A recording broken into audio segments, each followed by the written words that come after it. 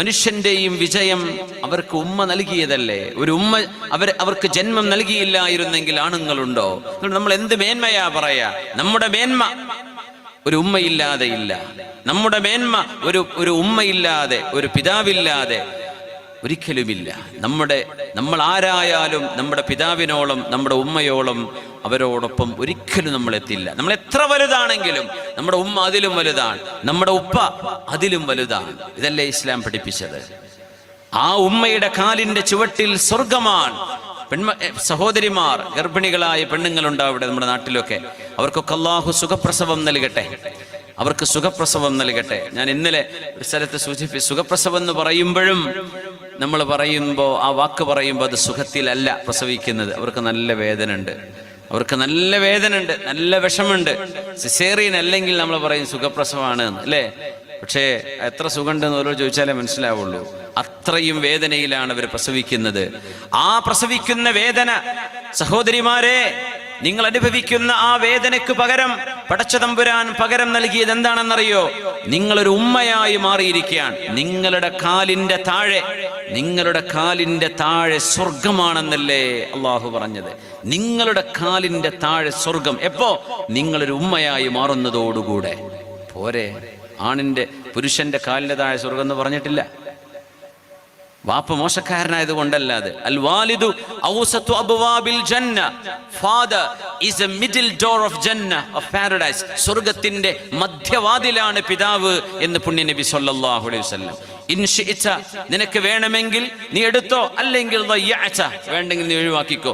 മധ്യവാതിൽ, main gate അതാണ്, ബാക്കിയൊക്കെ ചെറിയ ഗേറ്റാണ്. സ്വർഗത്തിന്റെ വലിയ വാതിൽ പിതാവാണ് എന്ന് പറഞ്ഞാൽ നിന്റെ ഉപ്പയോട് നീ കാണിക്കുന്ന സ്നേഹം നിനക്ക് സ്വർഗത്തിന്റെ മെയിൻ ഗേറ്റിലൂടെ കടന്നു പോകാൻ നിനക്ക് യോഗ്യത തരും.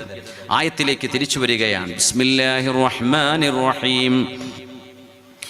ومريم ابنة عمران التي أحصنت فرجها. സത്യവിശ്വാസികളുടെ ഉദാഹരണം ഒന്ന് ആസിയ ബീവിയാണ്, ഫറോവയുടെ ഭാര്യയാണ്.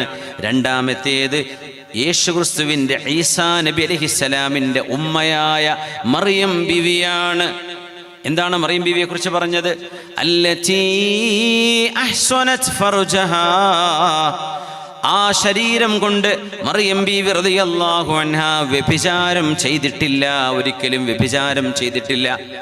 മറിയം ബീവിക്ക് യേശുക്രിസ്തു എന്ന ഈസാ നബി എന്ന മകനുണ്ടാകുന്നത് മാലാഖയായ ജിബ്രീൽ അലൈഹിസ്സലാം.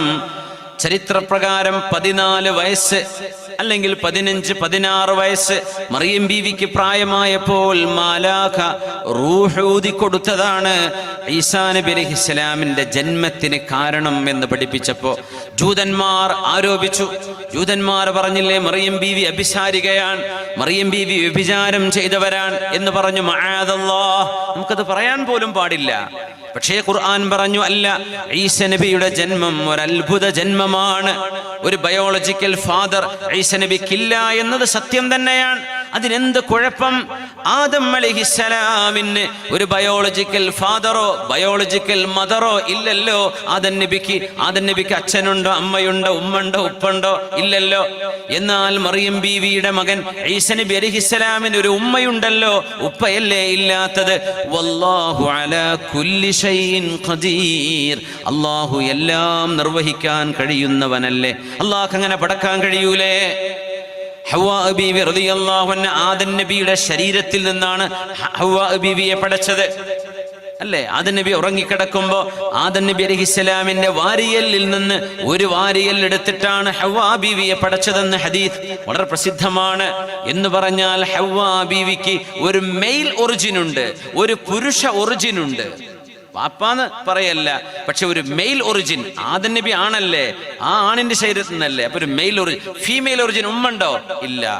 ഈസാ നബിക്ക് ഒരു ഫീമെയിൽ ഒറിജിൻ ഉണ്ട്, ഉമ്മ. എന്നാൽ നമുക്ക് ഉമ്മണ്ട്, വാപ്പുണ്ട്. ആദം നബിക്ക് ഉമ്മണ്ട്, വാപ്പല്ല. ഹവ്വാ ബീവിക്ക് ഉപ്പുണ്ട്, ഉമ്മല്ല. ഈസാ നബിക്ക് ഉമ്മണ്ട്, ഉപ്പല്ല. ഇത് ചെയ്യലാണ്. ഇത്രയേ സംഭവിച്ചിട്ടുള്ളൂ. അതിൻ്റെ പേരിൽ യേശുക്രിസ്തു ദൈവമോ ദൈവപുത്രനോ എന്ന് നിങ്ങൾ പറയരുതേ എന്ന് ഖുർആൻ പറഞ്ഞു. പക്ഷേ മറിയം ബീവി വ്യഭിചരിച്ചു എന്നും പറയാൻ പാടില്ല.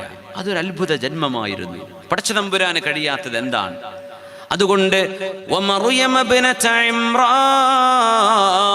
അല്ലതി അഹ്സനത് ഫർജഹാ, സ്വന്തം ശരീരത്തിന്റെ ഗുഹ്യഭാഗം, ജനനേന്ദ്രിയം ഒരന്യ പുരുഷൻ വിവാഹത്തിലൂടെയല്ലാതെ, ഒരു വിവാഹിതനായ തന്റെ ഭർത്താവിനോടൊപ്പമല്ലാതെ കൂടെ ശയിക്കാൻ പാടില്ലെന്നാണ് ഇസ്ലാമിന്റെ നിയമം. എല്ലാ മതങ്ങളും അതാ പഠിപ്പിച്ച്. ഹൈന്ദവ മതത്തിലും ചാരിത്രശുദ്ധിയുണ്ട്, ക്രിസ്തുമതത്തിലുണ്ട്, ജൂതമതത്തിലുണ്ട്, എല്ലാ മതങ്ങളിലുമുണ്ട്. പക്ഷെ മനുഷ്യന്മാർക്ക് അതൊന്നും ദഹിക്കാത്തതുകൊണ്ട് എന്ത് ചെയ്യുക, അതൊക്കെ അവിടെ മൂടി വെച്ചിട്ട് അവനവൻ്റെ ഇഷ്ടം പോലെ ജീവിക്കുക. മുസ്ലിമീങ്ങളായ ആളുകൾ അങ്ങനെയൊക്കെ പറഞ്ഞ് ഹിന്ദാവാദ് വിളിക്കണില്ലേ? എത്ര വലിയ അപകടമാണതൊക്കെ. ചാരിത്രശുദ്ധി എന്ന് പറഞ്ഞത് ഒരു പെണ്ണിന്റെ ഏറ്റവും വലിയ ആഭരണമാണ്. 10 പവന്റെ മാലയല്ല പെണ്ണെ, നിന്റെ ഏറ്റവും വലിയ ആഭരണം നിന്റെ ചാരിത്രശുദ്ധിയാണ്, നിന്റെ ലജ്ജയാണ് ഏറ്റവും വലിയ ആഭരണം. ആ ആഭരണമില്ലാതെ കിലോ കണക്കിന് ഭാരം നിന്റെ കഴുത്തിലോ കയ്യിലോ നീ അണിഞ്ഞാലും നിന്റെ സൗന്ദര്യം ഒരിക്കലും പൂർത്തിയാകുന്നില്ല. നിന്റെ ഏറ്റവും വലിയ ആഭരണം ചാരിത്രശുദ്ധിയാണ്. ഇതാണ് വിശുദ്ധ ഇസ്ലാം പഠിപ്പിച്ചത്. അഹ്സനത് ഫർജഹാ ഫനഫഖ്നാ ഫീഹി മിർ റൂഹിനാ വസദ്ദഖത് ബികലിമാതി റബ്ബിഹാ വകുതുബി വകാനത് മിനൽ ഖാനിതീൻ. അല്ലാഹുവിന്റെ വചനങ്ങളെ മറിയം ബീവി അംഗീകരിച്ചു. പരബ്രഹ്മമായ പടച്ച തമ്പുരാൻ, ലോകത്തിന്റെ സൃഷ്ടാവ് ഒന്നാണ്. ഒരു രാജ്യത്തിന് 2 രാജാവ് പറ്റൂല, 3 എണ്ണം പറ്റില്ല. ഒരു രാജാവ്, ഒരു രാജ്യത്തിന് ഒരു പ്രസിഡന്റ്.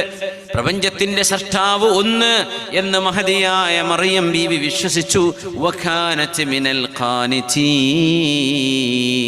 അവർ അല്ലാഹുവിനെ, പടച്ച തമ്പുരാനെ വണങ്ങുന്നവരായിരുന്നു, ആരാധന ചെയ്യുന്നവരായിരുന്നു എന്ന് പറഞ്ഞ മറിയം ബീവിയും, ആസിയ ബീവിയും, ഫാത്തിമ ബീവിയും, ഖദീജ ബീവിയും, ഇവരെ 4 പേരാണ് അഫ്ളലു നിസാഇൽ ജന്ന, സ്വർഗവാസികളായ പെണ്ണുങ്ങളിൽ ഏറ്റവും സ്ഥാനമുള്ളവർ 4 പേര്.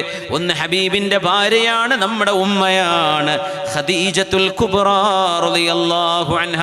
ഖദീജ ബീവി റളിയല്ലാഹു അൻഹ അന്ന് പ്രവാചകർ തിരുമേനിക്ക് ഭക്ഷണവുമായി ഒരു തളികയും കയ്യിൽ പിടിച്ചിങ്ങനെ വരികയാണ്.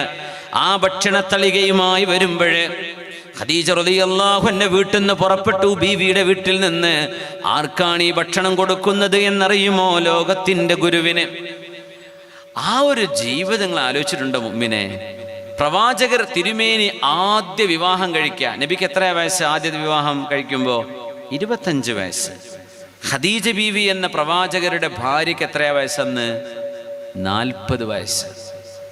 40 വയസ്സുള്ള ഭാര്യയാണ്. അതും ആ ഭാര്യ 2 തവണ 2 ആളുടെ കൂടെ ഭാര്യയായി ജീവിച്ചവരെ. അവരൊക്കെ മരിച്ചപ്പോൾ വിധവയായി മാറിയ ഖദീജ ബീവിയെ കല്യാണം കഴിച്ച നബിയാണ് നമ്മുടെ നബി സല്ലല്ലാഹു അലൈഹി വസല്ലം.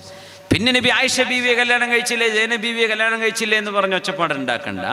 തിരുമേനി സ്വന്തമായി മനുഷ്യനെന്ന നിലയിൽ തങ്ങളെടുത്ത നിലപാട് ഒരു ഭാര്യ എന്നാണ്. പക്ഷെ പ്രവാചകത്വം ലഭിച്ചാൽ പിന്നെ നബിക്ക് അള്ളാഹ് പറഞ്ഞ പോലെ ചെയ്യാൻ പറ്റുള്ളൂ. അള്ളാഹു വിവാഹം ചെയ്യാൻ പറഞ്ഞവരെ തിരുമേനി ജീവിതത്തിലേക്ക് സ്വീകരിച്ചിട്ടുണ്ട്. പക്ഷെ നമ്മൾ ഓർക്കണം, അതിൽ 90% ആളുകളും 50-60 വയസ്സ് കഴിഞ്ഞ് വിധവകളായ പെണ്ണുങ്ങളാണ്. കാരണം എന്തെന്നറിയോ? ഇസ്ലാമിൽ സംരക്ഷണം കൊടുക്കുന്നതിൻ്റെ ഏറ്റവും മഹിതമായ വഴി വിവാഹ ജീവിതത്തിലൂടെയാണ്. അതുകൊണ്ട് തിരുമേനി സ്വീകരിച്ചു. സൗദ ബീവിക്ക് 60 കഴിഞ്ഞു റളിയല്ലാഹു അൻഹ. അവര് പറഞ്ഞു, നബിയെ എന്നെ നിങ്ങൾ തൊലാഖ് ചൊല്ലി ഒഴിവാക്കുന്നോ എന്നുപോലും അവിടെ നിന്ന് ചർച്ചകൾ നടന്നു. എന്തേ? ഒരു പെണ്ണ് കെട്ടാനുള്ള പൂതിയാണ് തങ്ങൾക്കുണ്ടായിരുന്നതെങ്കിൽ യൗവനകാലത്ത് മക്കക്കാർ ഓഫർ ചെയ്തിരുന്നു, നിങ്ങൾക്ക് വേണ്ട പെണ്ണുങ്ങളെ ഞങ്ങൾ കല്യാണം കഴിച്ചു തരാം, നിങ്ങൾ ഇസ്ലാം പ്രബോധനം ചെയ്യുന്നത്, ഏകദൈവ വിശ്വാസം പറയുന്നത് ഒന്ന് നിർത്തിവെക്കുമോ എന്ന്. തങ്ങളതിന് സമ്മതിച്ചിട്ടുണ്ടോ? ഇല്ലല്ലോ. സൂര്യനെ എൻ്റെ വലത് കൈയിലും ചന്ദ്രനെ എൻ്റെ ഇടത് കൈയിൽ വെച്ച് തന്നാൽ പോലും I would not renounce my message which is from God. അള്ളാഹുവിൽ നിന്നുള്ള വിശ്വാസം ധാരയാണ് എനിക്ക് നൽകപ്പെട്ടത്. പടച്ച തമ്പുരാനാണ് എന്നെ അറിയിച്ചത്. ആ അറിയിപ്പ് ഞാൻ ഒരിക്കലും കൺസീൽ ചെയ്യാൻ ഉദ്ദേശിക്കുന്നില്ല, മറച്ചു പിടിക്കാൻ ഉദ്ദേശിക്കുന്നില്ല. എനിക്ക് പെണ്ണും വേണ്ട, രാജാധികാരവും വേണ്ട, പൈസയും വേണ്ട, എന്നെ നിങ്ങൾ നേതാവായി വാഴുകയും വേണ്ട. ഈ സത്യസന്ദേശം ഞാൻ നിങ്ങളെ കേൾപ്പിക്കുകയാണ്. നിങ്ങൾ ഒരു പൈസയും എനിക്ക് തരണ്ട.